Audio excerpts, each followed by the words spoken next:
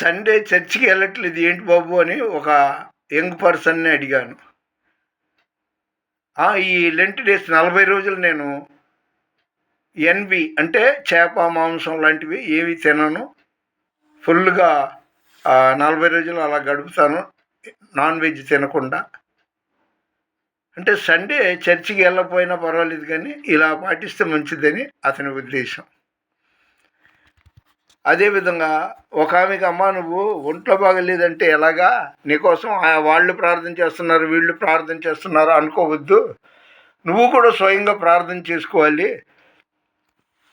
నువ్వు బంధకాల్లో ఉన్నావు, అన్ని దేవతల ప్రభావాల్లో ఉన్నావు అని చెప్పబోతే సామెతలు 9వ అధ్యాయం 7వ వచనం,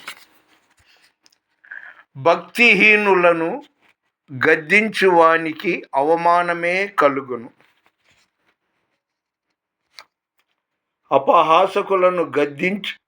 అపహాసకులను అంటే వేళాకోళం చేసేవాళ్ళని గద్దింపకము.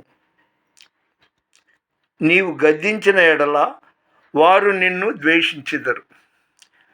వేళాకోళాలు చేస్తారుగా, అబ్బా ఈడు భక్తుడు, లేకపోతే అబ్బా ఇలాగా అలాగని. అందుకని భక్తిహీనుల్ని గద్దిస్తేనంట వాళ్ళు నిన్ను ద్వేషిస్తారు, ఏది మంచి చెప్పబోయే వాళ్ళకి. కాబట్టి వాళ్ళ కోసం ప్రార్థన చేద్దాం. మంచి చేయబోయి చెడు తెచ్చుకోవడం దేనికి?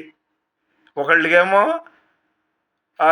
చర్చికి నాకు ఒంట్లో బాగాలేదు, ఎక్కువసేపు కూర్చోలేనని ఒకళ్ళంటే, ఒకళ్ళేమో ఆదివారం చర్చికి వెళ్ళకపోయినా పర్వాలేదన్నట్టుగా నాన్ వెజ్ తినట్లేదు కాబట్టి